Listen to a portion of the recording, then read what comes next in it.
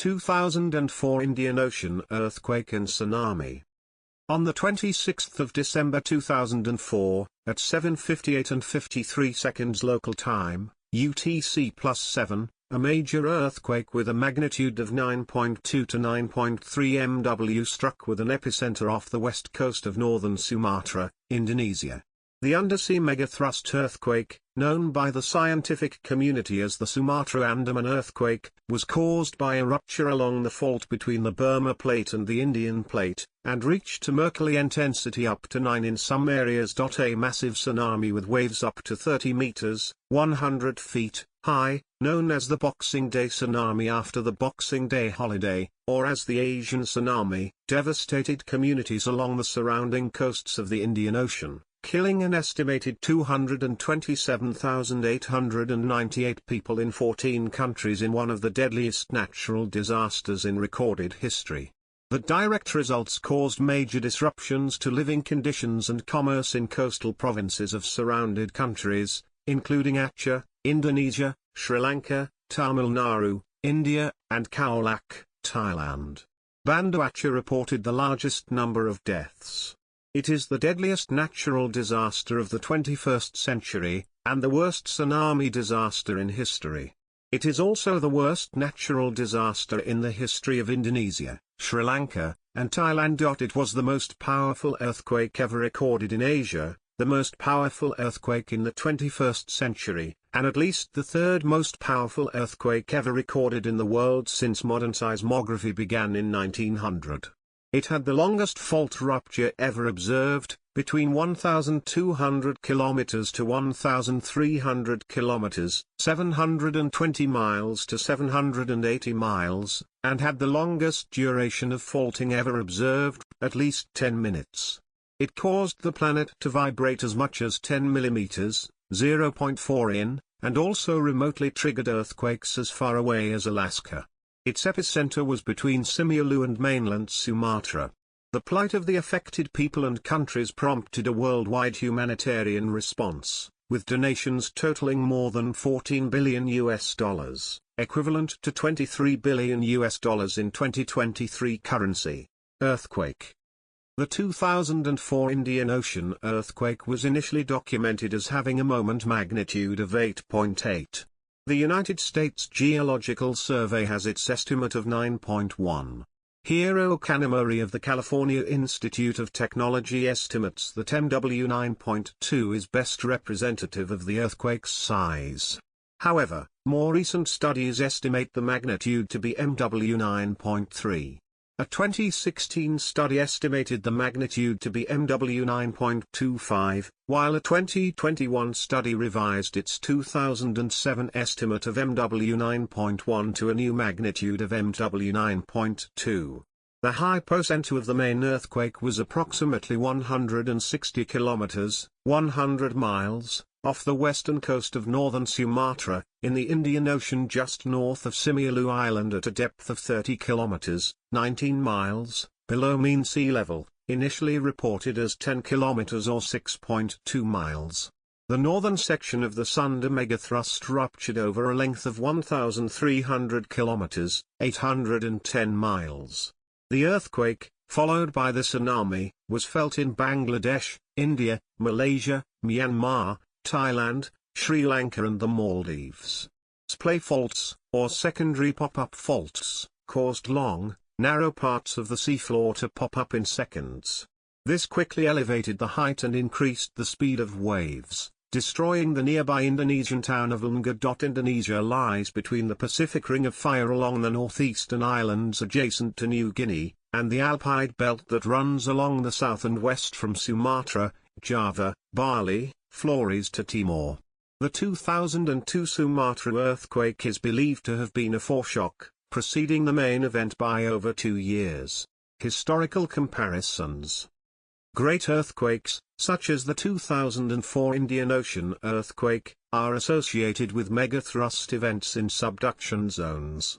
Their seismic moments can account for a significant fraction of the global seismic moment across century scale periods. Of all the moment released by earthquakes in the 100 years from 1906 through 2005, roughly 1/8 was due to the 2004 Indian Ocean earthquake. This quake, together with the Great Alaskan Earthquake, 1964, and the Great Chilean Earthquake, 1960, account for almost half of the total moment. Since 1900, the only earthquakes recorded with a greater magnitude were the 1960 Valdivia earthquake, magnitude 9.5, and the 1964 Alaska earthquake in Prince William Sound, magnitude 9.2. The only other recorded earthquakes of magnitude 9.0 or greater were off Kamchatka, Russia, on the 5th of November 1952, magnitude 9.0, and Tohoku, Japan, magnitude 9.1, in March 2011. Each of these megathrust earthquakes also spawned tsunamis in the Pacific Ocean. In comparison to the 2004 Indian Ocean earthquake, the death toll from these earthquakes and tsunamis was significantly lower, primarily because of the lower population density along the coasts near affected areas. Comparisons with earlier earthquakes are difficult, as earthquake strength was not measured systematically until the 1930s. However, historical earthquake strength can sometimes be estimated by examining historical descriptions of the damage caused, and the geological records of the areas where they occurred. Some examples of significant historical megathrust earthquakes are the 1868 Arica earthquake in Peru and the 1700 Cascadia earthquake in western North America. Tectonic plates. The 2004 Indian Ocean earthquake was unusually large in geographical and geological extent. An estimated 1,600 kilometers, 1,000 miles, of fault surface slipped, or ruptured, about 15 meters, 50 feet, along the subduction zone where the Indian plate slides under, or subducts, the overriding Burma plate. The slip did not happen instantaneously but took place in two phases over several minutes. Seismographic and acoustic data indicate that the first phase involved a rupture about 400 kilometers, 250 miles, long and 100 kilometers, 60 miles, wide, 30 kilometers, 19 miles, beneath the seabed, the largest rupture ever known to have been caused by an earthquake. The rupture proceeded at about 2.8 kilometers per second, 1.74 miles per second, 10,100 kilometers per hour, 6,260 miles per hour, beginning off the coast of Vachu and proceeding northwesterly over about 100 seconds. After a pause of about another 100 seconds, the rupture continued northwards towards the Andaman and Nicobar Islands. The northern rupture occurred more slowly than in the south, at about 2.1 kilometers per second, 1.3 miles per second, 7,600 kilometers per hour, 4,700 miles per hour, continuing north for another 5 minutes to a plate boundary where the fault type changes from subduction to strike slip. The two plates slide past one another in opposite directions. The Indian plate is part of the Indo-Australian plate, which underlies the Indian Ocean and Bay of Bengal, and is moving northeast at an average of 60 mm/A, 0.075 in/ms. The India plate meets the Burma plate, which is considered a portion of the Great Eurasian Plate, at the Sunda Trench. At this point, the India plate subducts beneath the Burma plate, which carries the Nicobar Islands, the Andaman Islands, and northern Sumatra. The India plate sinks deeper and deeper beneath the Burma plate until the increasing temperature and pressure drive volatiles out of the subducting plate. These volatiles rise into the overlying plate, causing partial melting and the formation of magma. The rising magma intrudes into the crust above and exits the Earth's crust through volcanoes in the form of a volcanic arc. The volcanic activity that results as the Indo-Australian plate subducts the Eurasian plate has created the Sunda arc. As well as the sideways movement between the plates, the 2004 Indian Ocean earthquake resulted in a rise of the seafloor by several meters, displacing an estimated 30 cubic kilometers, 7.2 cubic miles, of water and triggering devastating tsunami waves. The waves radiated outwards along the entire 1,600 kilometers, 1,000 miles, length of the rupture, acting as a line source. This greatly increased the geographical area over which the waves were observed, reaching as far as Mexico, Chile, and the Arctic. The raising of the seafloor significantly reduced the capacity of the Indian Ocean, producing a permanent rise in the global sea level by an estimated 0.1 mm, 0.004 in. Aftershocks and other earthquakes. Numerous aftershocks were reported off the Andaman Islands, the Nicobar Islands and the region of the original epicenter in the hours and days that followed. The magnitude 8.6 2005 Nias Simeulue earthquake, which originated off the coast of the Sumatran island of Nias, is not considered an aftershock, despite its proximity to the epicenter, and was most likely triggered by stress changes associated with the 2004 event. The earthquake produced its own aftershocks, some registering a magnitude of as high as 6.9, and presently ranks as the third largest earthquake ever recorded on the moment magnitude or Richter magnitude scale. Other aftershocks of up to magnitude 7.2 continued to shake the region daily for 3 or 4 months. As well as continuing aftershocks, the energy released by the original earthquake continued to make its presence felt well after the event. A week after the earthquake, its reverberations could still be measured, providing valuable scientific data about the Earth's interior. The 2004 Indian Ocean earthquake came just 3 days after a magnitude 8.1 earthquake in the subantarctic Auckland Islands, an uninhabited region west of New Zealand, and Macquarie Island to Australia's north. This is unusual since earthquakes of magnitude 8 or more occur only about once per year on average. The U.S. Geological Survey sees no evidence of a causal relationship between these events. The 2004 Indian Ocean earthquake is thought to have triggered activity in both Lusa Mountain and Mount Talang, volcanoes in actu along the same range of peaks, while the 2005 Nias Simeulue earthquake sparked activity in Lake Toba, a massive caldera in Sumatra. Energy released. The energy released on the Earth's surface, ME, the energy magnitude, which is the seismic potential for damage, by the 2004 Indian Ocean earthquake was estimated at 1.1 times 1017 joules. The earthquake generated a seismic oscillation of the Earth's surface of up to 200 to 300 mm, 8 to 12 in, equivalent to the effect of the tidal forces caused by the Sun and Moon.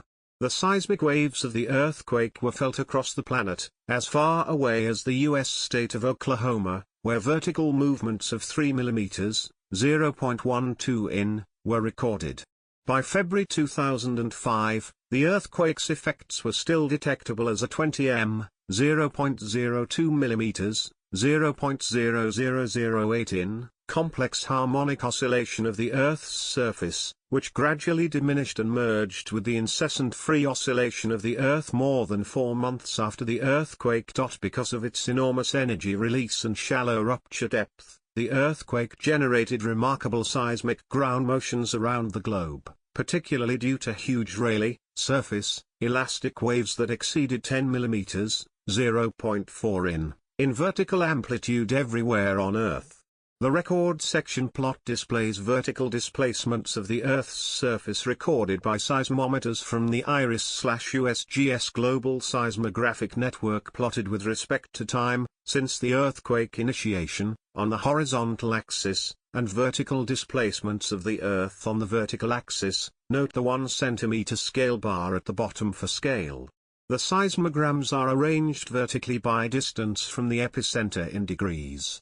The earliest, lower amplitude signal is that of the compressional, P, wave, which takes about 22 minutes to reach the other side of the planet, the antipode, in this case near Ecuador. The largest amplitude signals are seismic surface waves that reach the antipode after about 100 minutes.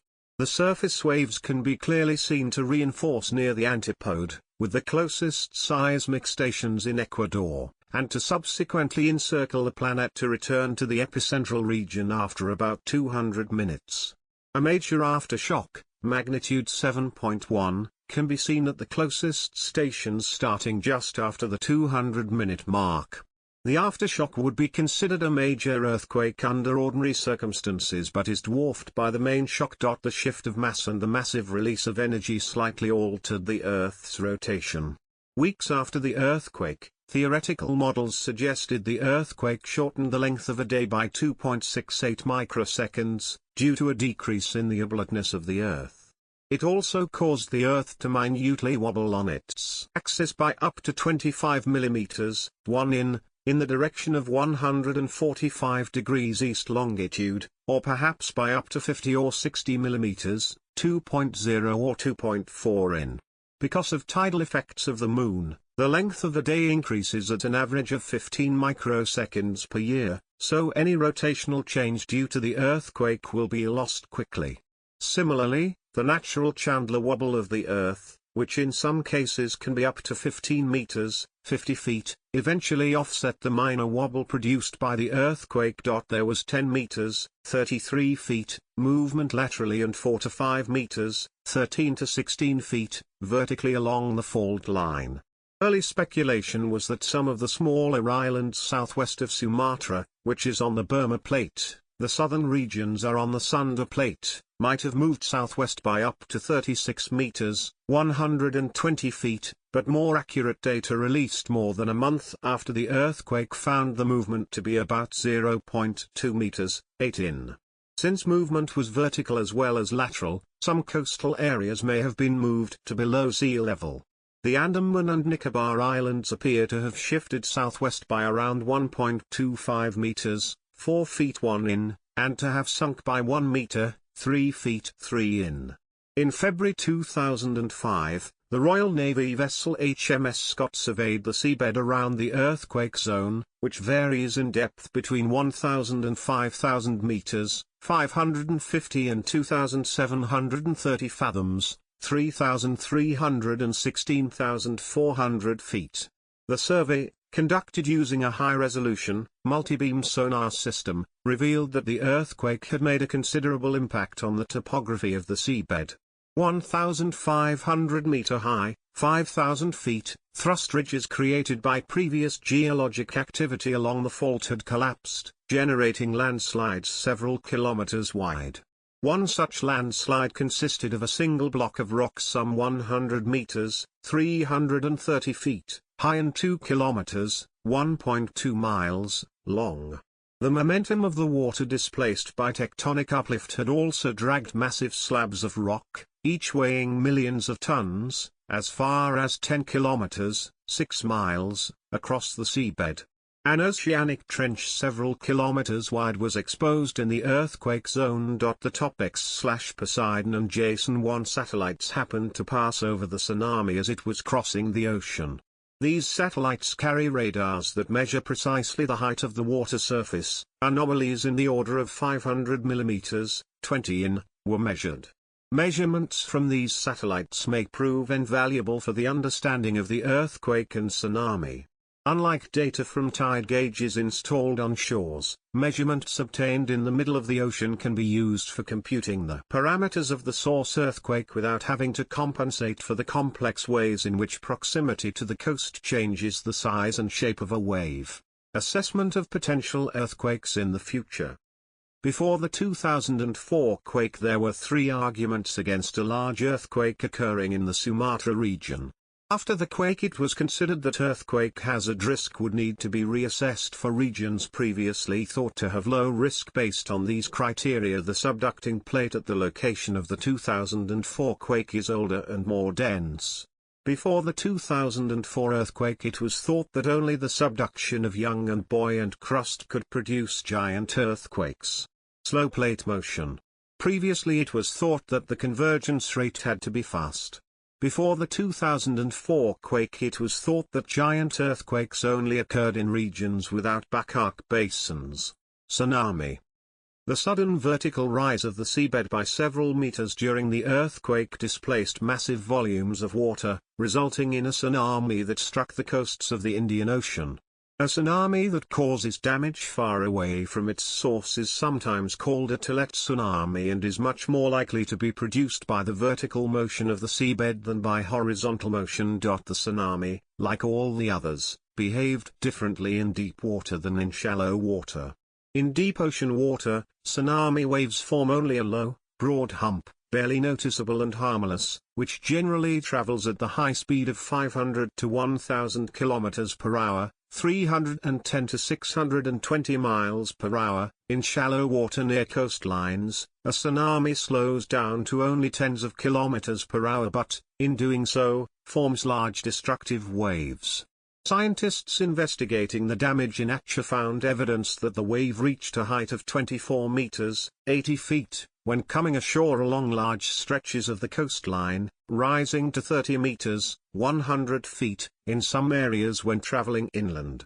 Radar satellites recorded the heights of tsunami waves in deep water. The maximum height was at 600 millimeters, 2 feet, 2 hours after the earthquake, the first such observations ever made. According to Tad Murty, vice president of the Tsunami Society, the total energy of the tsunami waves was equivalent to about 5 megatons of TNT, 21 pj, which is more than twice the total explosive energy used during all of World War II, including the 2 atomic bombs, but still a couple of orders of magnitude less than the energy released in the earthquake itself.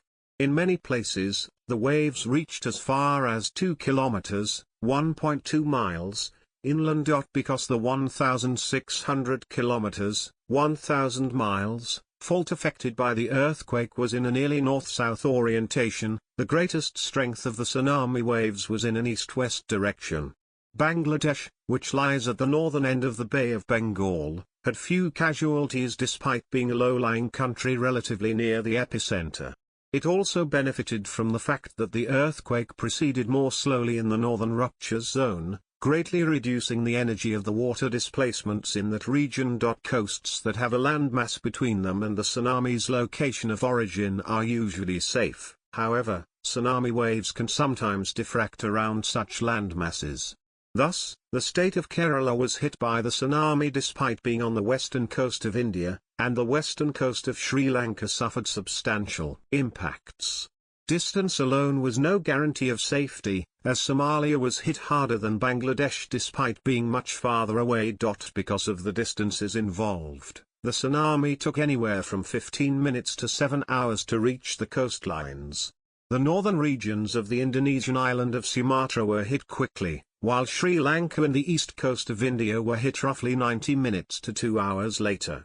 Thailand was struck about 2 hours later despite being closer to the epicenter because the tsunami traveled more slowly in the shallow Andaman Sea off its western coast. The tsunami was noticed as far as Struisbaai in South Africa, about 8,500 kilometers, 5,300 miles, away, where a 1.5 meter high, 5 feet, tide surged on shore about 16 hours after the earthquake. It took a relatively long time to reach Struisbaai at the southernmost point of Africa, probably because of the broad continental shelf off South Africa and because the tsunami would have followed the South African coast from east to west. The tsunami also reached Antarctica, where tidal gauges at Japan's Showa base recorded oscillations of up to a meter, 3 feet 3 in, with disturbances lasting a couple of days. Some of the tsunami's energy escaped into the Pacific Ocean, where it produced small but measurable tsunamis along the western coasts of North and South America, typically around 200 to 400 millimeters, 7.9 to 15.7 in. At Manzanillo, Mexico, a 2.6 meters, 8.5 feet, crest-to-trough tsunami was measured. As well, the tsunami was large enough to be detected in Vancouver, which puzzled many scientists, as the tsunamis measured in some parts of South America were larger than those measured in some parts of the Indian Ocean. It has been theorized that the tsunamis were focused and directed at long ranges by the mid-ocean ridges which run along the margins of the continental plates. Early signs and warnings. Despite a delay of up to several hours between the earthquake and the impact of the tsunami, nearly all of the victims were taken by surprise. There were no tsunami warning systems in the Indian Ocean to detect tsunamis or to warn the general population living around the ocean. Tsunami detection is difficult because while a tsunami is in deep water, it has little height and a network of sensors is needed to detect it. Tsunamis are more frequent in the Pacific Ocean than in other oceans because of earthquakes in the Ring of Fire. Although the extreme western edge of the Ring of Fire extends into the Indian Ocean, the point where the earthquake struck, no warning system exists in that ocean. Tsunamis there are relatively rare despite earthquakes being relatively frequent in Indonesia. The last major tsunami was caused by the 1883 eruption of Krakatoa. Not every earthquake produces large tsunamis. On the 28th of March 2005, a magnitude 8.7 earthquake hit roughly the same area of the Indian Ocean but did not result in a major tsunami. The first warning sign of a possible tsunami is the earthquake itself.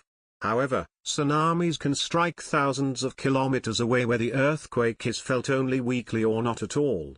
Also, in the minutes preceding a tsunami strike, the sea sometimes recedes temporarily from the coast, which was observed on the eastern earthquake rupture zones such as the coastlines of Aceh, Phuket Island, and Khao area in Thailand, Penang Island of Malaysia, and the Andaman and Nicobar Islands.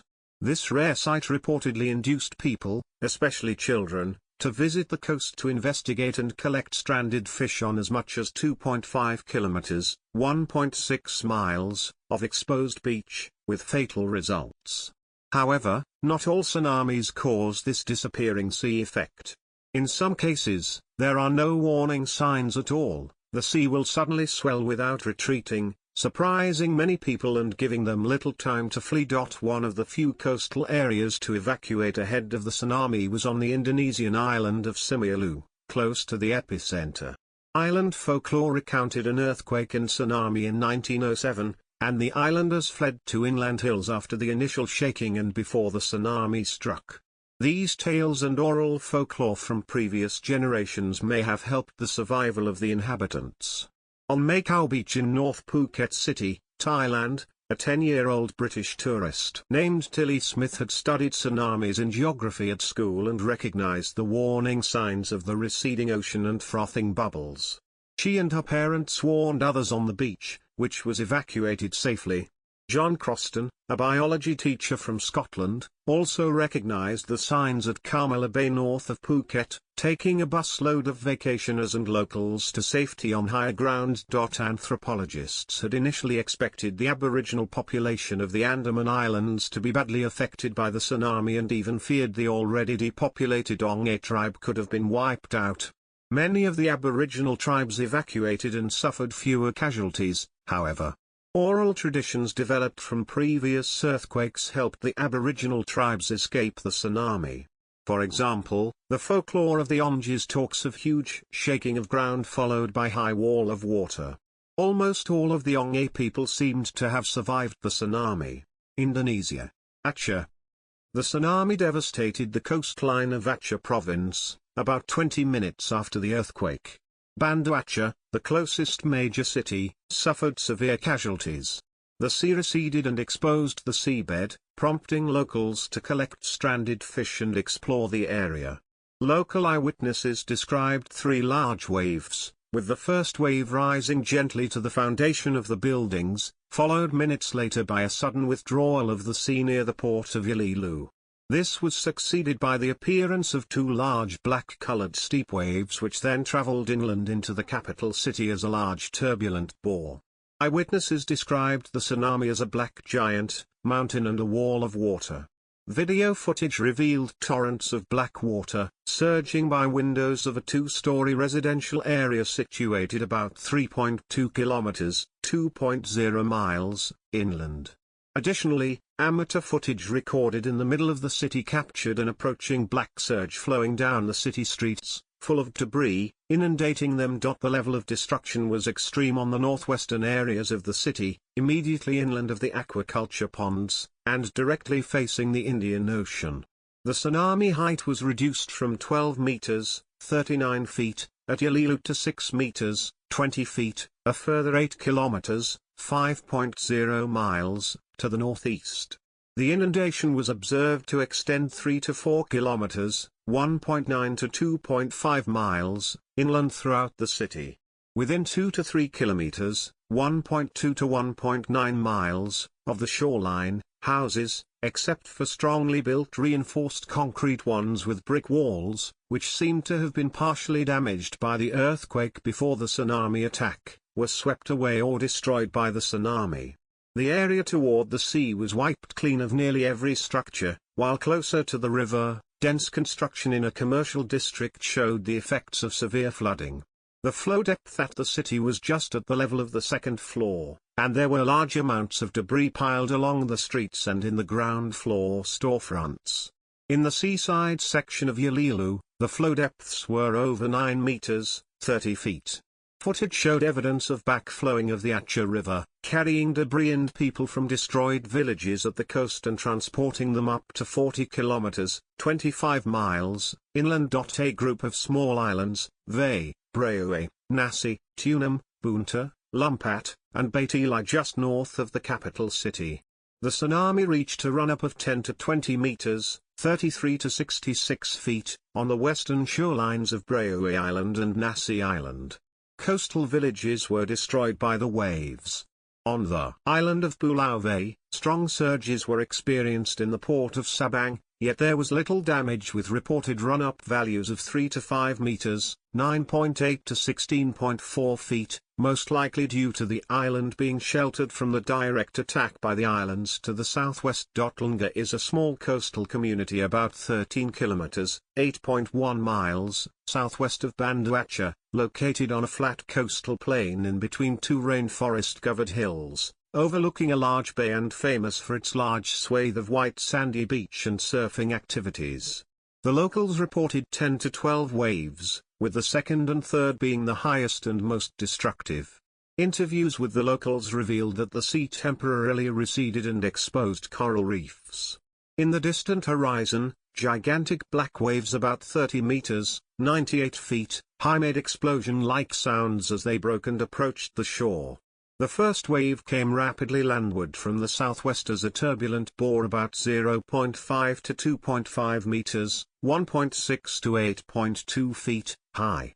The second and third waves were 15 to 30 meters, 49 to 98 feet, high at the coast and appeared like gigantic surfing waves but taller than the coconut trees and was like a mountain. The second wave was the largest, it came from the west-southwest within 5 minutes of the first wave. The tsunami stranded cargo ships, barges and destroyed a cement mining facility near the Lampuk coast, where it reached the fourth level of the building. Maulabo, a remote coastal city, was among the hardest hit by the tsunami. The waves arrived after the sea receded about 500 meters, 1,600 feet, followed by an advancing small tsunami. The second and third destructive waves arrived later, which exceeded the height of the coconut trees. The inundation distance is about 5 kilometers, 3.1 miles.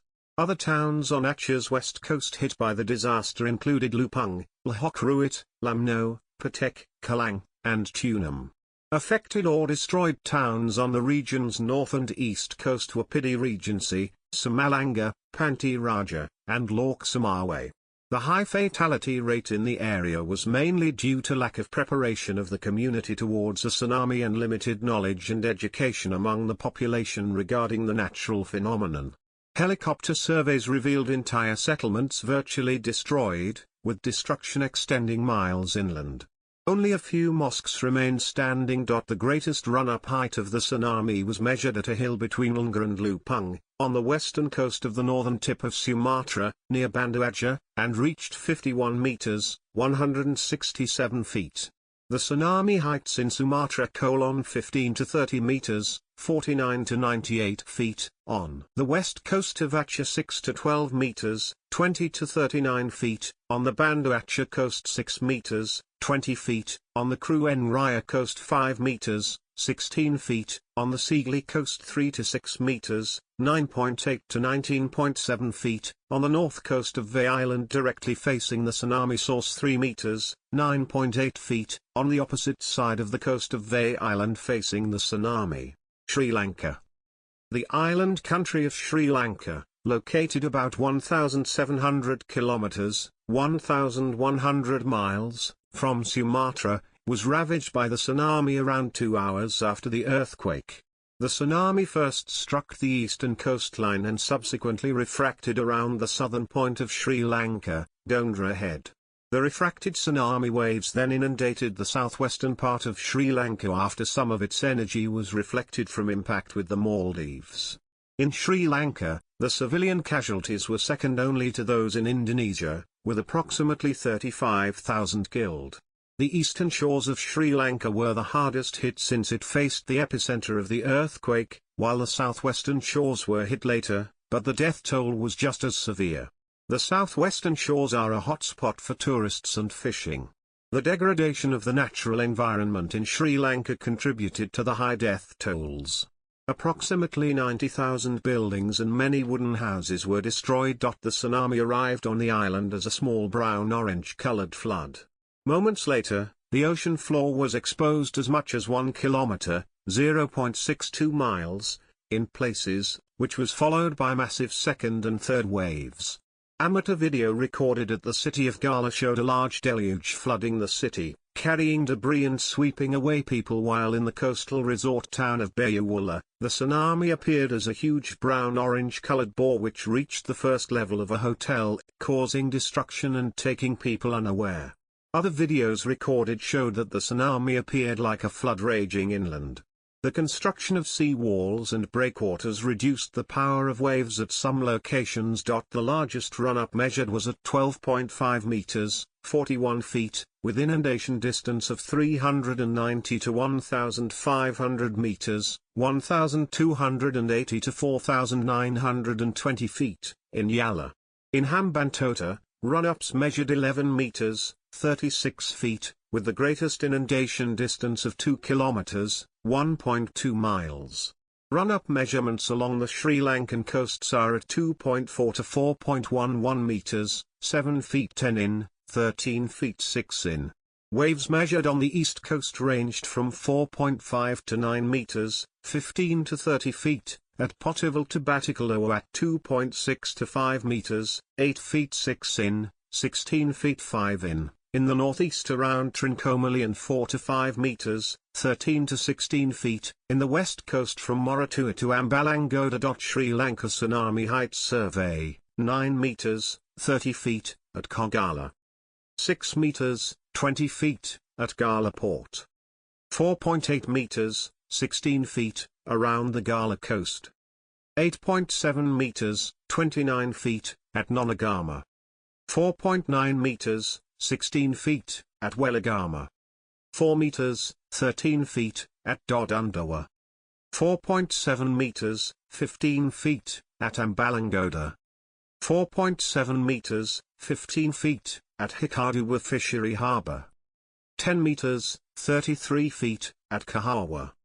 4.8 meters, 16 feet, at North Beach of Bayawula. 6 meters, 20 feet, at Payagala. Regular passenger train operating between Maradana and Matara was derailed and overturned by the tsunami and claimed at least 1,700 lives, the largest single rail disaster death toll in history. Estimates based on the state of the shoreline and a high water mark on a nearby building place the tsunami 7.5 to 9 meters, 25 to 30 feet, above sea level and 2 to 3 meters, 6 feet 7 in, 9 feet 10 in, higher than the top of the train. Thailand. The tsunami traveled eastward through the Andaman Sea and hit the southwestern coasts of Thailand, about 2 hours after the earthquake. Located about 500 kilometers, 310 miles, from the epicenter, at the time, the region was popular with tourists because of Christmas. Many of these tourists were caught off guard by the tsunami, as they had no prior warning. The tsunami hit during high tide. Major locations damaged included the western shores of Phuket Island, the resort town of Khao Lak in Phang Nga Province, the coastal provinces of Krabi, Satun, Ranong and Trang, and small offshore islands like Koh Roshayai, the Phi Phi Islands, the Surin Islands and the Similan Archipelago. Approximately 8,000 people were killed. Thailand experienced the second largest tsunami run-up. The tsunami heights recorded 6 to 10 meters, 20 to 33 feet, in Khao Lak. 3 to 6 meters, 9.8 to 19.7 feet, along the west coast of Phuket Island. 3 meters, 9.8 feet, along the south coast of Phuket Island. 2 meters, 6 feet 7 in, along the east coast of Phuket Island. 4 to 6 meters, 13 to 20 feet, on the Phi Phi Islands. 19.6 meters, 64 feet, at Ban Thung Dap. 5 meters, 16 feet, at Ramsan. 6.8 meters, 22 feet, at Bandalanok. 5 meters, 16 feet, at Hat Prapat, Runor Coastal Resources Research Station. 6.3 meters, 21 feet, at Tai Muang District. 6.8 meters, 22 feet, at Raidan. The province of Phang Nga was the most affected area in Thailand. The quiet resort town of Khao Lak is located on a stretch of golden sandy beach, famed for its hotels overlooking the Andaman Sea and hilly rainforests. A video, taken by a local restaurant manager from a hill adjacent to the beach, showed that the tsunami's arrival was preceded by a sudden retreat of the sea, exposing the sea floor. Many tourists and locals can be seen trying to gather fish. Moments later, the tsunami arrives as a wall of foaming water that slams into the coast, washing away numerous people who had no time to escape. Another amateur video, captured by a German family at beach level, showed the tsunami appearing as a white horizontal line in the distant horizon, gradually becoming bigger, ball-like, engulfing a jet skier and lifting 2 police boats. A maximum inundation of approximately 2 kilometers, 1.2 miles, was measured. The inundated depths were 4 to 7 meters, 13 to 23 feet, and there was evidence that the tsunami reached the 3rd floor of a resort hotel. The tsunami in Khao Lak was bigger due to offshore coral reefs and shallow seafloor, which caused the tsunami to pile up. This was similar to eyewitness accounts of the tsunami at Banda Aceh. Khao Lak also experienced the largest tsunami run-up height outside of Sumatra. The highest recorded tsunami run-up was measured 19.6 meters, 64 feet, at Ban Thung Dap, on the southwest tip of Koh Prathong Island, and the second highest at 15.8 meters, 52 feet, at Ban Nam Kim. Moreover, the largest death toll occurred at Khao Lak, with about 5,000 people killed. In addition, the tsunami inflicted damage to the popular resort town of Ao Nang in Krabi province. Video footage showed that the tsunami appeared as multiple white surfs violently lifting up yachts, boats and crashing onto beaches. Footage captured at Koh Lanta showed a wall of water swamping the beach, while another video taken at another location showed a large surfing wave-like tsunami approaching the shore, lifting up a yacht and flooding the beach. At Koh Sriboya, the tsunami advanced inland as a turbulent medium bore, while at Koh Phiam, Runor province, the tsunami appeared as a wall of water. At Phuket province, the island province's western beaches were struck by the tsunami.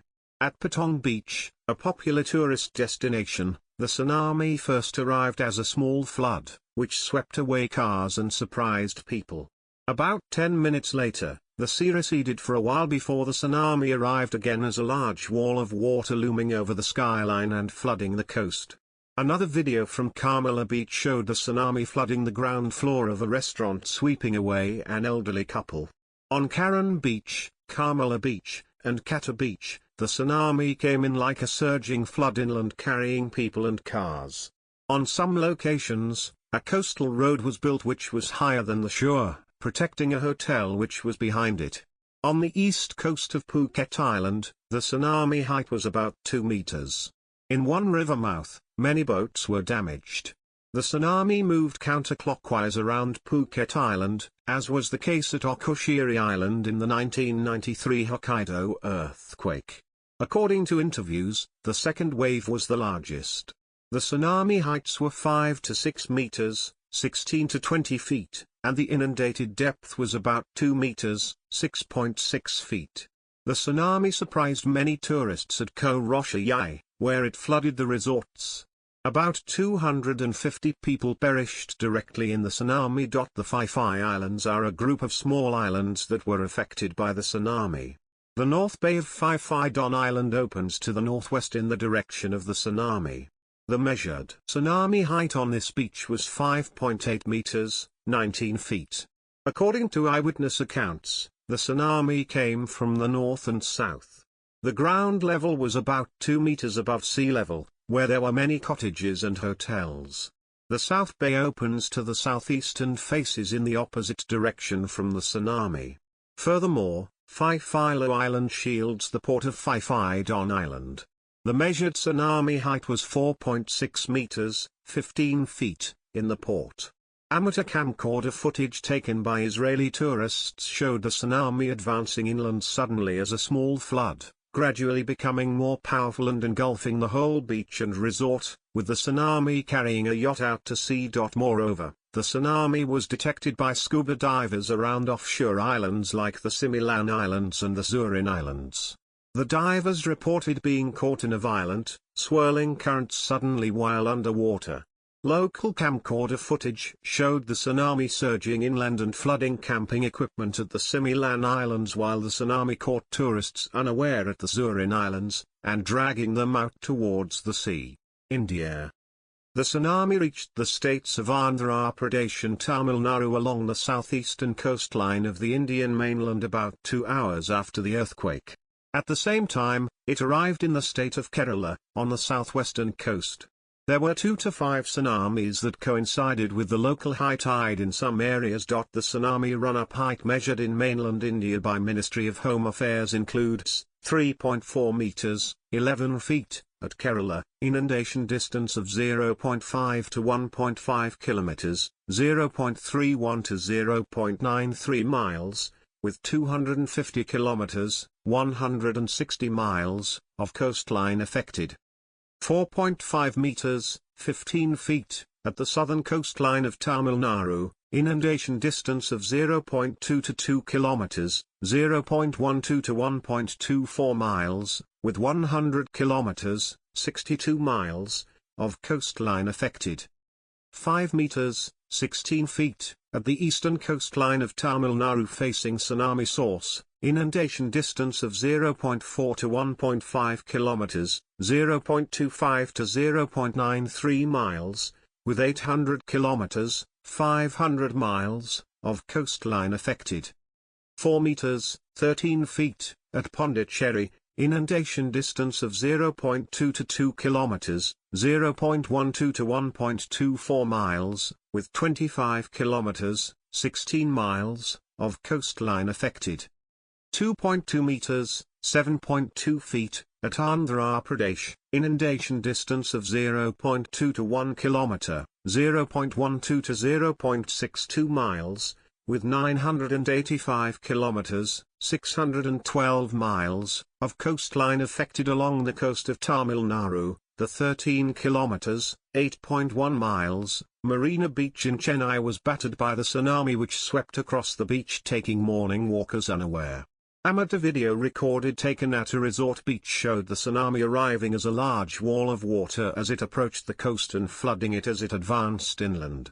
Besides that, a 10 meters, 33 feet, black muddy tsunami ravaged the city of Karaikal, where 492 people died. The city of Pondicherry, protected by seawalls, was relatively unscathed. Local video recorded that before the arrival of the tsunami, people can be seen swarming the beach to check on stranded fish from the exposed beach.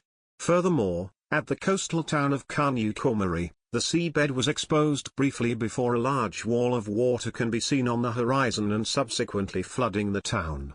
Other footage showed the tsunami dramatically crashed into the Vivekananda Rock Memorial. The worst affected area in Tamil Nadu was Nagapattinam district, with 6,051 fatalities caused by a 5 meters, 16 feet, tsunami, followed by Cuddalore district, with many villages destroyed. Most of the people killed were members of the fishing community. Velankani, a seashore town with a Catholic basilica and a popular pilgrimage destination, was also one of the worst hit by this tsunami that struck at around 9:30 a.m. on that Sunday, when pilgrims who were mostly from Kerala among others were inside the church attending the Malayalam Mass.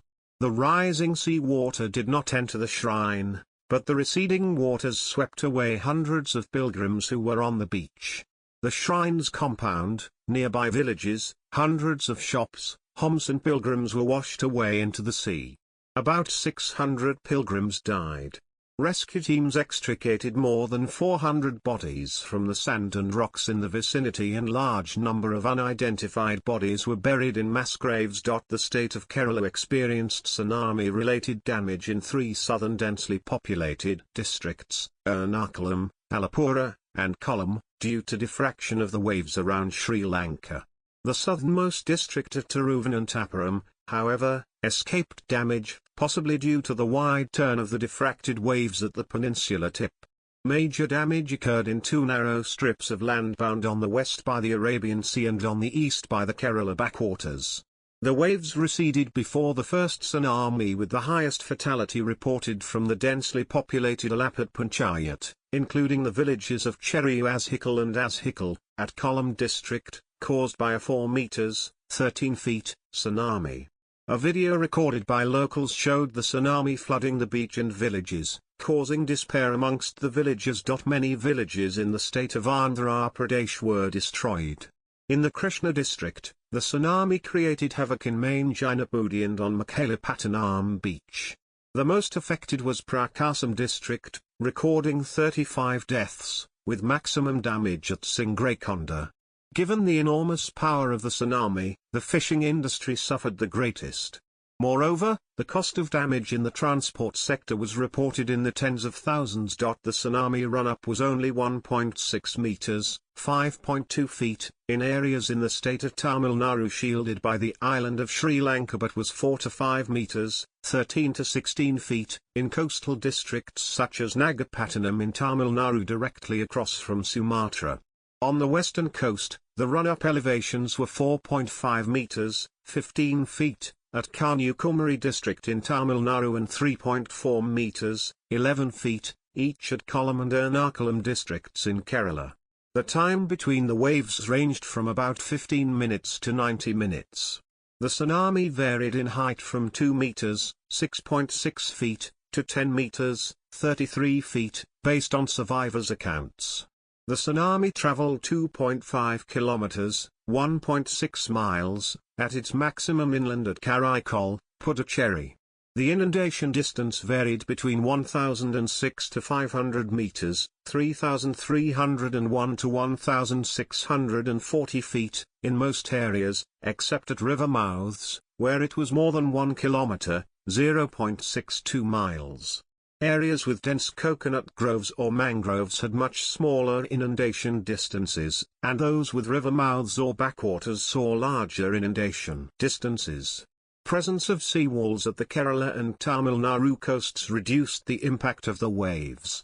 However, when the seawalls were made of loose stones, the stones were displaced and carried a few meters inland. Andaman and Nicobar Islands. Due to close proximity to the earthquake, the tsunami took just minutes to devastate the Andaman and Nicobar Islands. The Andaman Islands were moderately affected while the island of Little Andaman and the Nicobar Islands were severely affected by the tsunami. In South Andaman Island, based on local eyewitnesses, there were 3 tsunami waves, with the third being the most destructive. Flooding occurred at the coast and low-lying areas inland, which were connected to open sea through creeks. Inundation was observed along the east coast of South Andaman Island, restricted to Chigiatapu, Bermanala, Kodiagat, Beednabad, Corbins Cove and Marina Park/Aberdeen Jetty areas. Along the west coast, the inundation was observed around Guptapura, Manjeri, Wandore, Kolinpur and Tira regions. Several nearshore establishments and numerous infrastructures such as seawalls and a 20 megawatts diesel-generated power plant at Bamboo Flat were destroyed. At Port Blair, the water receded before the first wave, and the third wave was the tallest and caused the most damage. Results of the tsunami survey in South Andaman along Kiryatapu, Corbins Cove and Wandore beaches, 5 meters, 16 feet, in maximum tsunami height with a run-up of 4.24 meters, 13.9 feet, at Kiryatapu Beach. 5.5 meters, 18 feet, in maximum tsunami height and run-up at Corbins Cove Beach. 6.6 meters, 22 feet, in maximum tsunami height and run-up of 4.63 meters, 15.2 feet, at Wandor Beach. Meanwhile, in the Little Andaman, tsunami waves impinged on the eastern shore about 25 to 30 minutes after the earthquake in a four-wave cycle, of which the fourth tsunami was the most devastating with a wave height of about 10 meters, 33 feet. The tsunami destroyed settlements at Hut Bay within a range of 1 kilometer, 0.62 miles, from the seashore. Run-up level up to 3.8 meters, 12 feet, have been measured. In Malacca, located on the island of Nicobar, there were 3 tsunami waves. The sea was observed to rise suddenly before the onset of the first wave. The first wave came 5 minutes after the earthquake, preceded by a recession of the sea up to 600 to 700 meters, 2,000 to 2,300 feet. The second and third waves came in 10 minutes intervals after the first wave. The third wave was the strongest, with a maximum tsunami wave height of 11 meters, 36 feet. Waves nearly 3 stories high devastated the Indian Air Force Base, located just south of Malacca. The maximum tsunami wave height of 11 meters, 36 feet. Inundation limit was found to be up to 1.25 kilometers, 0.78 miles, inland. The impact of the waves was so severe that 4 oil tankers were thrown almost 800 meters, 2,600 feet, from the seashore near Malacca to the Air Force Colony main gate. In Chukchucha and Lapati, the tsunami arrived in a 3-wave cycle with a maximum tsunami wave height of 12 meters, 39 feet. In Campbell Bay of Great Nicobar Island, the tsunami waves hit the area 3 times with an inundation limit of 250 to 500 meters, 820 to 1,640 feet. A rise in sea level was observed before the first wave came within 5 minutes of the earthquake. The second and third waves came in 10-minute intervals after the first. The second wave was the strongest. The tsunami waves wreaked havoc in the densely populated Jogindanagar area, situated 13 kilometers, 8.1 miles, south of Campbell Bay. According to local accounts, tsunami waves attacked the area 3 times. The first wave came 5 minutes after the main shock, 06 to 9 hours, with a marginal drop in sea level. The second wave came 10 minutes after the first one with a maximum height of 4.8 meters, 16 feet, to 8 meters, 26 feet, and caused the major destruction. The third wave came within 15 minutes after the second with lower wave height. The maximum inundation limit due to tsunami water was about 500 meters, 1,600 feet. The worst affected island in the Andaman and Nicobar chain is Catchall Island, with 303 people confirmed dead and 4,354 missing out of a total population of 5,312. The significant shielding of Port Blair and Campbell Bay by steep mountainous outcrops contributed to the relatively low wave heights at these locations, whereas the open terrain along the eastern coast at Malacca and Hut Bay contributed to the great height of the tsunami waves. Reports of tsunami wave height, 1.5 meters, 4 feet 11 in, at Diglaipur and Rangat at North Andaman Island. 8 meters, 26 feet, high at Campbell Bay on Great Nicobar Island. 10 to 12 meters, 33 to 39 feet, high at Malacca, in Nicobar Island, and at Hut Bay on Little Andaman Island. 3 meters, 9.8 feet, high at Port Blair on South Andaman Island, Maldives. The tsunami severely affected the Maldives at a distance of 2,500 kilometers, 1,600 miles, from the epicenter. Similar to Sri Lanka, survivors reported 3 waves, with the second wave being the most powerful. Being rich in coral reefs, the Maldives provides an opportunity for scientists to assess the impact of a tsunami on coral atolls. The significantly lower tsunami impact on the Maldives compared to Sri Lanka is mostly due to the topography and bathymetry of the atoll chain with offshore coral reefs, deep channels separating individual atolls and its arrival within low tide which decreased the power of the tsunami. After the tsunami, there was some concern that the country might be submerged entirely and become uninhabitable. However, this was proven untrue. The highest tsunami wave measured was 4 meters, 13 feet, at Vilufushi Island. The tsunami arrived approximately 2 hours after the earthquake.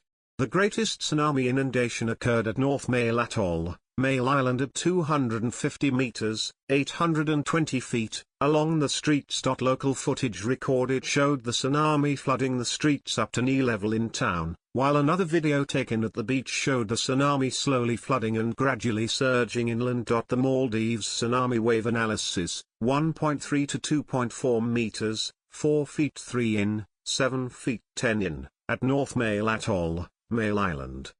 2 meters, 6 feet 7 in, at North Male Atoll, Hull Island. 1.7 to 2.8 meters, 5 feet 7 in, 9 feet 2 in, at South Male Atoll, Imbudu Finathu. 2.5 to 3.3 meters, 8 feet 2 in, 10 feet 10 in, at Lamu Atoll, Fonadhu Island. 2.2 to 2.9 meters, 7 feet 3 in, 9 feet 6 in, at Lamu Atoll, Gan Island. 2.3 to 3 meters, 7 feet 7 in, 9 feet 10 in, at North Male Atoll, Difushi Island. 2.2 to 2.4 meters, 7 feet 3 in, 7 feet 10 in, at North Male Atoll, Island. More than 1.5 meters, 4 feet 11 in, at North Male Atoll, Kuta Island, Myanmar. In Myanmar, the tsunami caused only moderate damage, which arrived between 2 and 5.5 hours after the earthquake. Although the country's western Andaman Sea coastline lies at the proximity of the rupture zone, there were smaller tsunamis than the neighboring Thai coast, because the main tsunami source did not extend to the Andaman Islands. Another factor is that some coasts of Taninthai Division were protected by the Miyake Archipelago. Based on scientific surveys from Ayeyarwady Delta through Taninthai Division, it was revealed that tsunami heights along the Myanmar coast were between 0.4 to 2.9 meters, 1 foot 4 in, 9 feet 6 in. Eyewitnesses compared the tsunami with the rainy season high tide, although at most locations, the tsunami height was similar or smaller than the rainy season high tide level. Tsunami survey heights, 0.6 to 2.3 meters, 2 feet 0 in, 7 feet 7 in, around the Ayeyarwady Delta. 0.9 to 2.9 meters, 2 feet 11 in, 9 feet 6 in, at Davai area. 0.7 to 2.2 meters, 2 feet 4 in, 7 feet 3 in, around Miyake. 0.4 to 2.6 meters, 1 foot 4 in, 8 feet 6 in, around Kalthung. Interviews with local people indicate that they did not feel the earthquake in Taninthai Division or Ayeyarwady Delta. The 71 casualties can be attributed to poor housing infrastructure and additionally, the fact that the coastal residents in the surveyed areas live on flat land along the coast, especially in the Ayeyarwady Delta, and that there is no higher ground to which to evacuate. The tsunami heights from the 2004 December earthquake were not more than 3 meters, 9.8 feet, along the Myanmar coast. The amplitudes were slightly large off the Ayeyarwady Delta, probably because the shallow delta caused a concentration in tsunami energy. Somalia. The tsunami traveled 5,000 kilometers, 3,100 miles, west across the open ocean before striking the East African country of Somalia. Around 289 fatalities were reported in the Horn of Africa, drowned by 4 tsunami waves. The hardest hit was a 650 kilometers, 400 miles, stretch of the Somalia coastline between Garakad, Mudug region, and Zafun, Bari region, which forms part of the Puntland province. Most of the victims were reported along the low-lying Zafun Peninsula. The Puntland coast in northern Somalia was by far the area hardest hit by the waves to the west of the Indian subcontinent. The waves arrived around noon local time. Consequently, tsunami run-up heights vary from 5 meters, 16 feet, to 9 meters, 30 feet, with inundation distances varying from 44 meters, 144 feet, to 704 meters, 2,310 feet. The maximum run-up height of almost 9 meters, 30 feet, was recorded in Banda Bela. An even higher run-up point was measured on a cliff near the town of Ales. Solely on an eyewitness account. The highest death toll was in Hafun, with 19 dead and 160 people presumed missing out of its 5,000 inhabitants. This was the highest number of casualties in a single African town and the largest tsunami death toll in a single town to the west of the Indian subcontinent. In Zafun, small drawbacks were observed before the third and most powerful tsunami wave flooded the town. Other locations. The tsunami also reached Malaysia, mainly on the northern states such as Kedah, Perak and Penang, and on offshore islands such as Langkawi Island.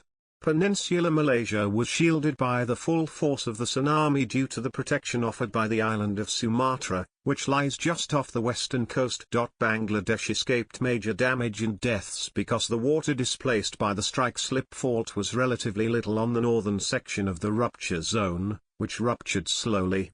In Yemen, the tsunami killed 2 people with a maximum run-up of 2 meters, 6.6 feet. The tsunami was detected in the southern parts of East Africa, where rough seas were reported, specifically on the eastern and southern coasts that face the Indian Ocean. A few other African countries also recorded fatalities, 1 in Kenya, 3 in Seychelles, 10 in Tanzania, and South Africa, where 2 were killed as a direct result of the tsunami. The furthest from the epicenter. Tidal surges also occurred along the western Australian coast that lasted for several hours, resulting in boats losing their moorings and 2 people needing to be rescued. Impact. Countries affected.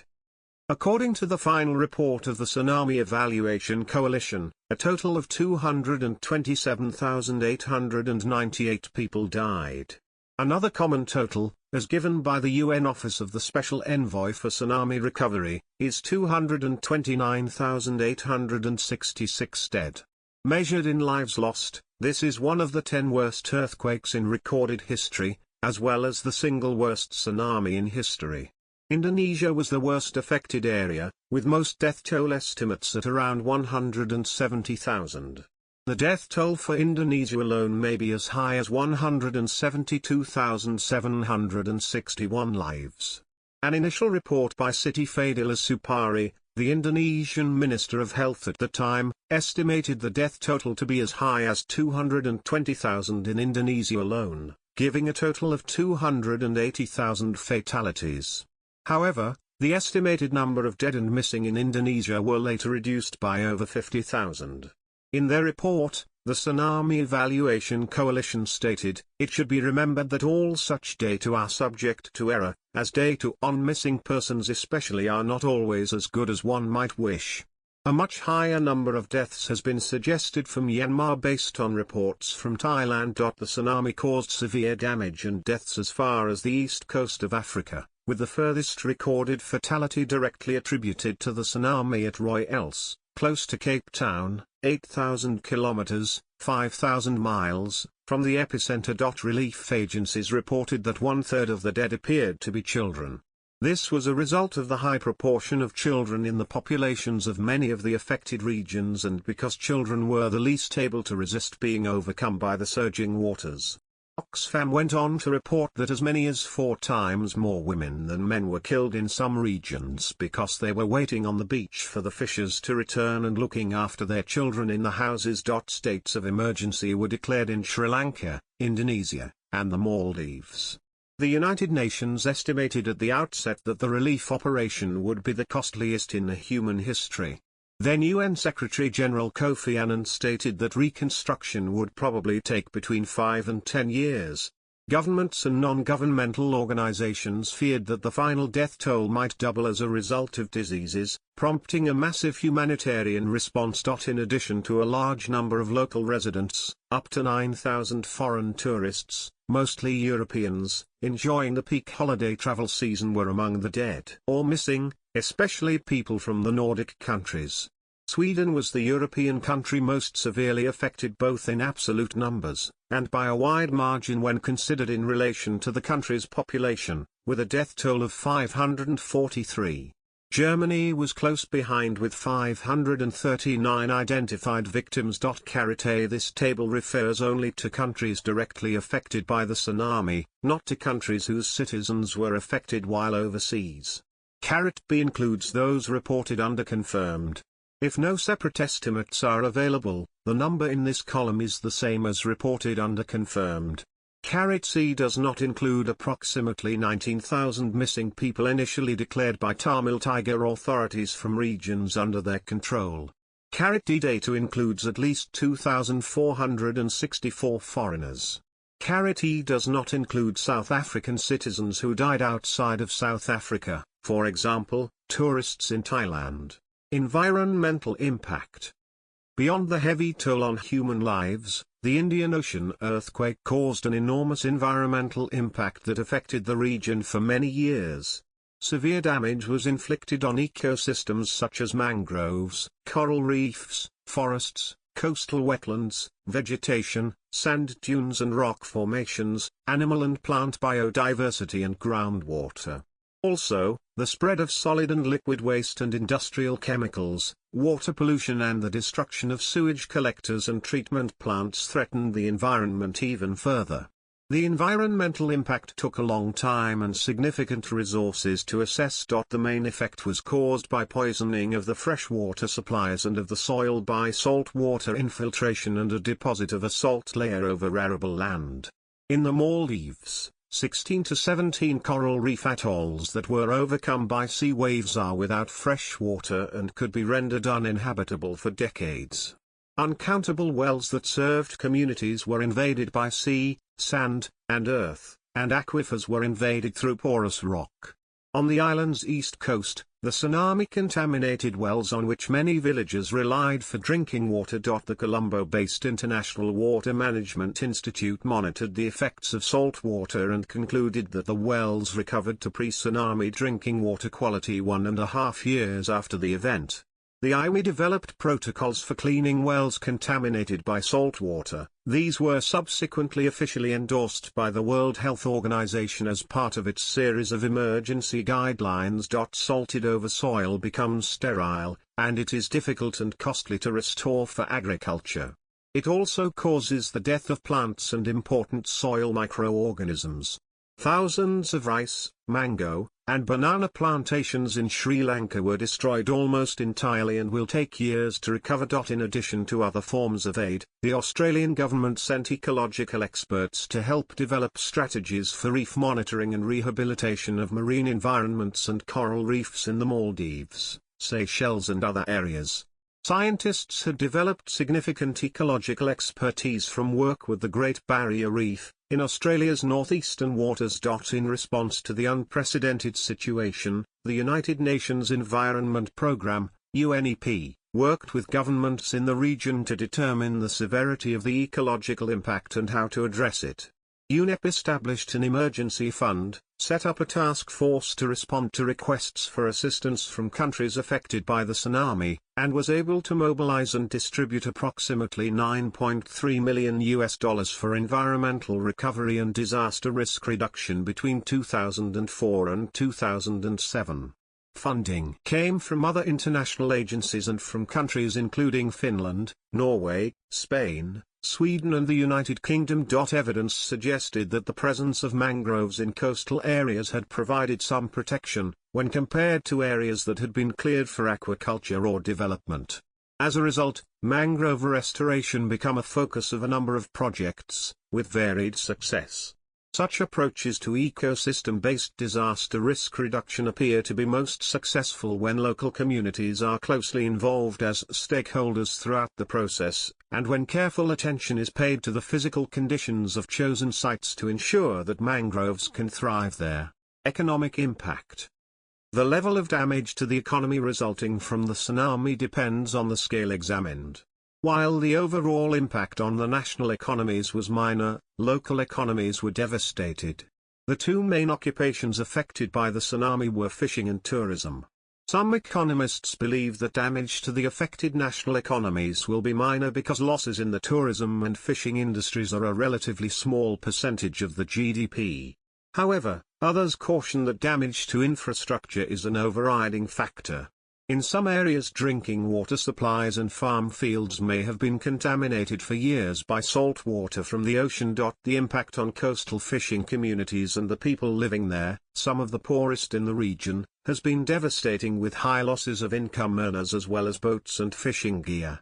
In Sri Lanka, artisanal fishery, in which the use of fish baskets, fishing traps, and spears are commonly used, is an important source of fish for local markets. Industrial fishery is the major economic activity, providing direct employment to about 250,000 people. In recent years, the fishery industry has emerged as a dynamic export-oriented sector, generating substantial foreign exchange earnings. Preliminary estimates indicated that 66% of the fishing fleet and industrial infrastructure in coastal regions were destroyed by the wave surges. While the tsunami destroyed many of the boats vital to Sri Lanka's fishing industry, it also created a demand for fiberglass-reinforced plastic catamarans in the boatyards of Tamil Nadu. Given that over 51,000 vessels were lost to the tsunami, the industry boomed. However, the huge demand has led to lower quality in the process, and some important materials were sacrificed to cut prices for those who were impoverished by the tsunami. Even though only coastal regions were directly affected by the waters of the tsunami, the indirect effects have spread to inland provinces as well. Since the media coverage of the event was so extensive, many tourists cancelled vacations and trips to that part of the world, even though their travel destinations may not have been affected. This ripple effect could especially be felt in the inland provinces of Thailand, such as Krabi, which acted as a starting point for many other tourist destinations in Thailand. Countries in the region appealed to tourists to return, pointing out that most tourist infrastructure is undamaged.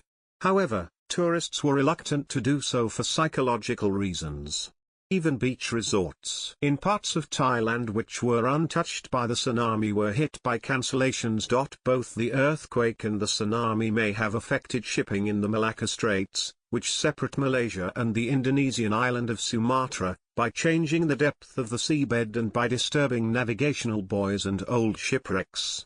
In one area of the strait, water depths were previously up to 1,200 meters, 4,000 feet, and are now only 30 meters, 100 feet, in some areas, making shipping impossible and dangerous.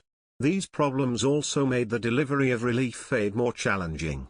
Compiling new navigational charts may take months or years. Officials also hoped that piracy in the region would drop off, since the tsunami had killed pirates and destroyed their boats. Due to multiple factors, there was a 71.6% drop in the number of piracy incidents between 2004 and 2005, from 60 to 17 incidents. Levels remained relatively low for some years. However, between 2013 and 2014, piracy incidents rose dramatically by 73.2% to exceed pre-tsunami levels. Historical context. The last major tsunami in the Indian Ocean was about AD 1400. In 2008, a team of scientists working on Prathong, a barrier island along the hard-hit west coast of Thailand, reported evidence of at least 3 previous major tsunamis in the preceding 2,800 years, the most recent from about 700 years ago.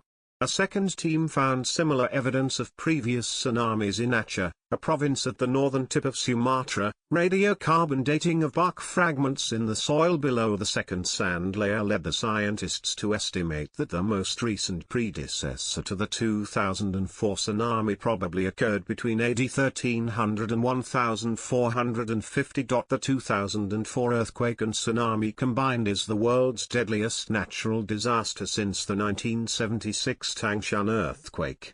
The earthquake was the third most powerful earthquake recorded since 1900.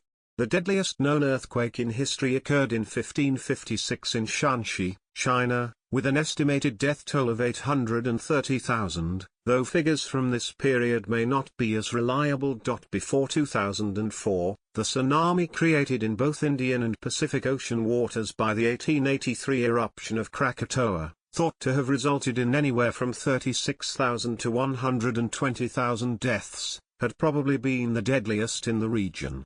In 1782, about 40,000 people are thought to have been killed by a tsunami, or a cyclone, in the South China Sea. The deadliest tsunami before 2004 was Italy's 1908 Messina earthquake on the Mediterranean Sea, where the earthquake and tsunami killed about 123,000. Other effects. Many health professionals and aid workers have reported widespread psychological trauma associated with the tsunami. Even 14 years afterwards, researchers find HPA axis dysregulation and burnout in survivors. Traditional beliefs in many of the affected regions state that a relative of the family must bury the body of the dead, and in many cases, no body remained to be buried. Women in Aceh required a special approach from foreign aid agencies, and continue to have unique needs. The hardest hit area, Aceh, is a religiously conservative Islamic society and has had no tourism nor any Western presence in recent years due to the insurgency between the Indonesian military and Free Aceh Movement, GAM. Some believe that the tsunami was divine punishment for lay Muslims shirking their daily prayers or following a materialistic lifestyle. Others have said that Allah was angry that Muslims were killing each other in an ongoing conflict. Saudi cleric Muhammad al-Munajjid attributed it to divine retribution against non-Muslim vacationers who used to sprawl all over the beaches and in pubs overflowing with wine during Christmas break. The widespread devastation caused by the tsunami led GAM to declare a ceasefire on the 28th of December 2004, followed by the Indonesian government, and the two groups resumed long-stalled peace talks, which resulted in a peace agreement signed the 15th of August 2005. The agreement explicitly cites the tsunami as a justification. In a poll conducted in 27 countries, 15% of respondents named the tsunami the most significant event of the year. Only the Iraq War was named by as many respondents. The extensive international media coverage of the tsunami, and the role of mass media and journalists in reconstruction, were discussed by editors of newspapers and broadcast media in tsunami-affected areas, in special video conferences set up by the Asia-Pacific Journalism Center. The tsunami left both the people and government of India in a state of heightened alert. On the 30th of December 2004, 4 days after the tsunami, Terror Research notified the India government that its sensors indicated there was a possibility of 7.9 to 8.1 magnitude tectonic shift in the next 12 hours between Sumatra and New Zealand. In response, the Indian Minister of Home Affairs announced that a fresh onslaught of deadly tsunami was likely along the southern Indian coast and the Andaman and Nicobar Islands, even as there was no sign of turbulence in the region. The announcement generated panic in the Indian Ocean region and caused thousands to flee their homes, which resulted in jammed roads. The announcement was a false alarm, and the Home Affairs Minister withdrew their announcement. On further investigation, the India government learned that the consulting company Terror Research was run from the home of a self-described earthquake forecaster who had no telephone listing and maintained a website where he sold copies of his detection system. The tsunami had a severe humanitarian and political impact in Sweden. The hardest-hit country outside Asia, Sweden, lost 543 tourists, mainly in Thailand. The Person cabinet was heavily criticized for its inaction. Smith Dharma Saroja, a meteorologist who had predicted that an earthquake and tsunami is going to occur for sure way back in 1994, was assigned the development of the Thai tsunami warning system. The Indian Ocean Tsunami Warning System was formed in early 2005 to provide an early warning of tsunamis for inhabitants around the Indian Ocean coasts. The changes in the distribution of masses inside the Earth due to the earthquake had several consequences. It displaced the North Pole by 25 mm, 0.98 in. It also slightly changed the shape of the Earth, specifically by decreasing Earth's oblateness by about 1 part in 10 billion, consequentially increasing Earth's rotation a little and thus shortening the length of the day by 2.68 microseconds. Humanitarian response. A great deal of humanitarian aid was needed because of widespread damage to the infrastructure, shortages of food and water, and economic damage. Epidemics were of particular concern due to the high population density and tropical climate of the affected areas. The main concern of humanitarian and government agencies was to provide sanitation facilities and fresh drinking water to contain the spread of diseases such as cholera, diphtheria, dysentery, typhoid and hepatitis A and hepatitis B. There was also a great concern that the death toll could increase as disease and hunger spread. However, because of the initial quick response, this was minimized. In the days following the tsunami, significant effort was spent in burying bodies hurriedly due to fear of disease spreading. However, the public health risks may have been exaggerated, and therefore this may not have been the best way to allocate resources. The World Food Programme provided food aid to more than 1.3 million people affected by the tsunami. Nations all over the world provided over $14 billion in aid for damaged regions, with the governments of Australia pledging $819.9 million, including a $760.6 million aid package for Indonesia, Germany offering $660 million. Japan offering $500 million, Canada offering $343 million, Norway and the Netherlands offering both $183 million, the United States offering $35 million initially. Increased to $350 million, and the World Bank offering $250 million. Also, Italy offered $95 million, increased later to $113 million, of which $42 million was donated by the population using the SMS system. Australia, India, Japan and the United States formed an ad hoc corroborative group, and it was the origin of quadrilateral security dialogue. According to USAID, the US has pledged additional funds in long-term US support to help the tsunami victims rebuild their lives. On the 9th of February 2005, President Bush asked Congress to increase the US commitment to a total of $950 million. Officials estimated that billions of dollars would be needed. Bush also asked his father, former President George H.W. Bush, and former President Bill Clinton to lead a U.S. effort to provide private aid to the tsunami victims. In mid-March, the Asian Development Bank reported that over $4 billion in aid promised by governments was behind schedule. Sri Lanka reported that it had received no foreign government aid, while foreign individuals had been generous. Many charities were given considerable donations from the public. For example, in the United Kingdom, the public donated roughly £330 million, nearly $600 million.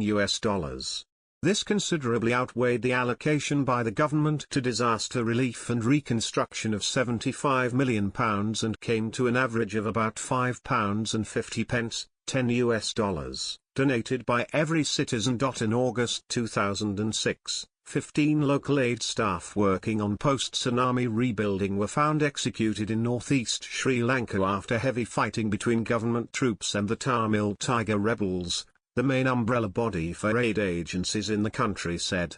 Legacy. The 2004 disaster prompted the creation of the Indian Ocean Tsunami Warning System. In popular culture, film and television. Children of Tsunami, No More Tears, 2005, a 24-minute documentary. The Wave That Shook the World, 2005, educational television series documentary about the tsunami, The Aftermath, 2006, a two-part television miniseries about its aftermath. Dasavath 2008, a Tamil thriller film involving the tsunami hereafter, 2010, a main character's life is affected after surviving the tsunami while on vacation. Hafalan Shailat Deliza, 2011, an Indonesian movie with the tsunami as the initial incident. The Impossible, 2012, an English-language Spanish film based on the story of Maria Belén and her family. Kale, 2014, a Tamil drama film which culminates with the tsunami. Literature. Paint the Sky with Stars, selected poetry in remembrance of the Boxing Day Tsunami. 2004, 2005, edited by Stephen Robert Cooter. The Killing Sea, 2006, two teenagers struggle to survive in the days after the tsunami wave. 2013, a memoir by Shanali Deraniagala on the island. 2012, two people stranded on a Maldives uninhabited island are rescued because of the tsunami. Music. 1226 by Kimya Dawson, about the event and the humanitarian efforts, from the perspective of a victim whose family died in the disaster. Where the Wave Broke by Burst, written in memory of Meshko Talaksik, frontman of Swedish grindcore band Nasum, whom Burst bassist Jesper Liverod also performed with, who died in the disaster, which led to Nasum's subsequent disbandment.